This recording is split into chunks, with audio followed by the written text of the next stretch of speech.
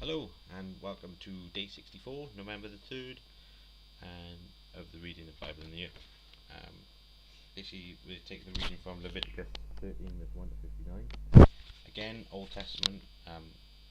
I never thought I'd get anything again from the Old Testament, but God proved me wrong. Quite a lot of things from the Old Testament and one from the New, um, which is crazy to be honest. Um, Start off with basically saying how God was described to Aaron, I believe it was, to Moses and Aaron, um, about all the diseases and how you go about cleansing them and all that sort of stuff. But the first thing they said is if they get found with a disease or the potential to have a disease, they get brought before the high priest, and he examines them and decides um, the condition of their disease. And I thought this was interesting because God told them to come before a man. He told them to come before a high priest first. If they get found with any sort of problem, they have to come to a high priest.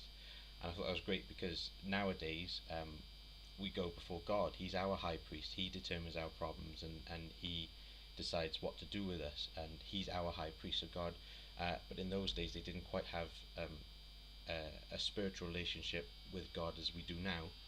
And so in those days, they had to bring him before a man, and that man had to be in charge of what God said for them to do, basically. So I thought that was pretty cool how even in those days, God still got him to come before a high priest, and he was showing, look, you have to come before a high priest for your problems, basically. Um, and another thing it says in there, where if they were found to be had a potential for a disease, and it could have spread through their body, and they would be put away in isolation for 7 days.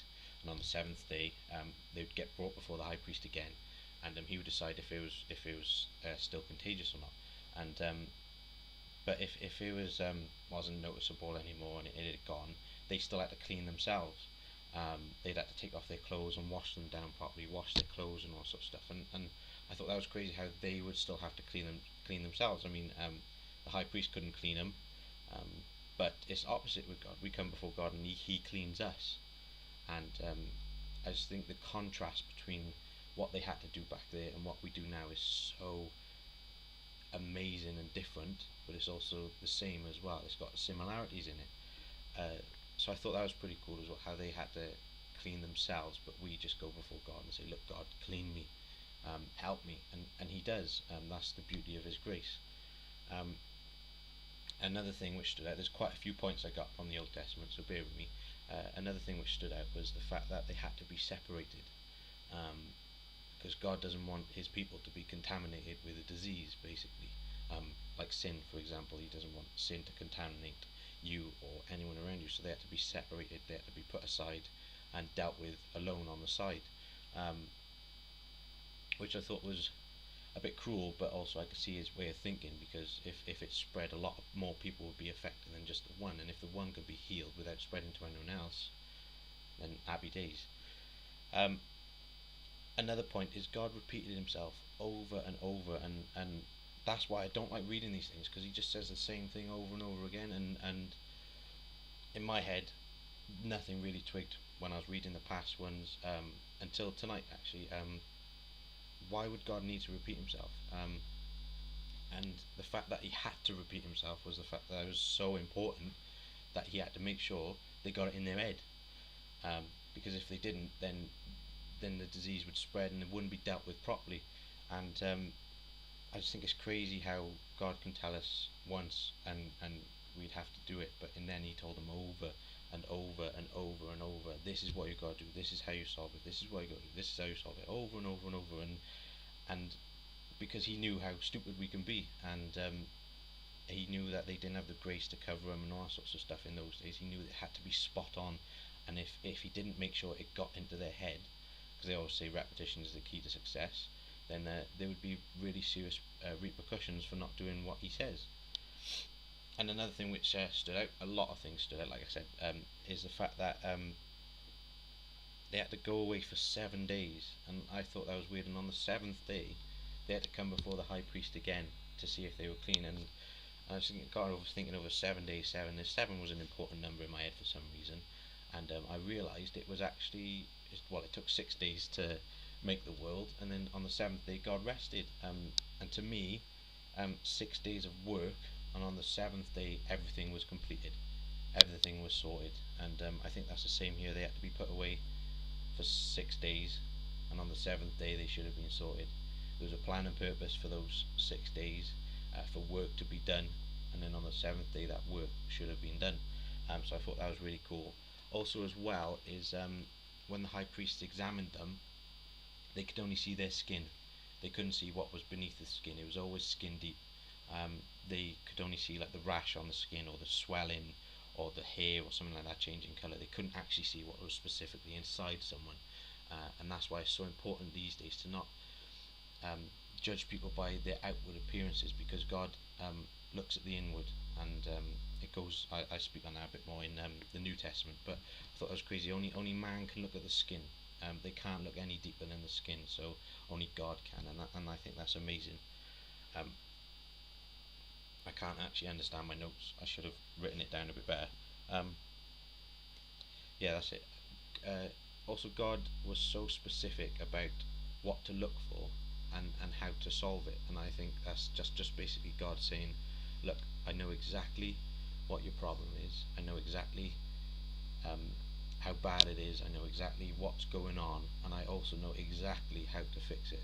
And if you do this the way you should, how to fix it, how I know how to fix it, then it will be fixed. I mean, God knows all about your sin. He knows all about your hurt.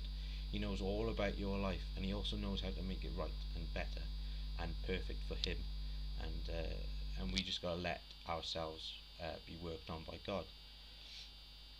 Uh, and one of the final things I got from it is the fact that it was a disease, and the disease, if it was spreading, you get classed as ceremonially, I can't pronounce it. You get classed as basically like a leper.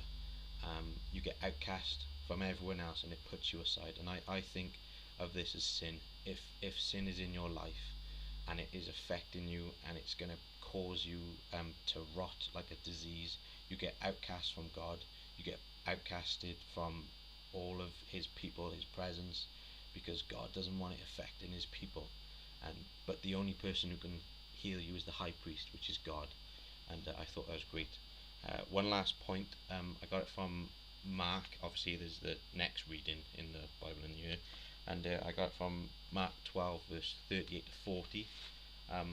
I'll just read it to you now. I know some of you probably already read it, but I'll read it anyway because you've got to listen to me anyway. So, where Jesus teaching in the temple, and as he taught, Jesus said, "Watch out for the teachers of the law. They like to walk around in flowing robes and be greeted in the marketplaces, and have the most important seats in the synagogues and the places where are the banquets. They devour widows' houses, but for a show make an empty show. Such men cannot enter the kingdom."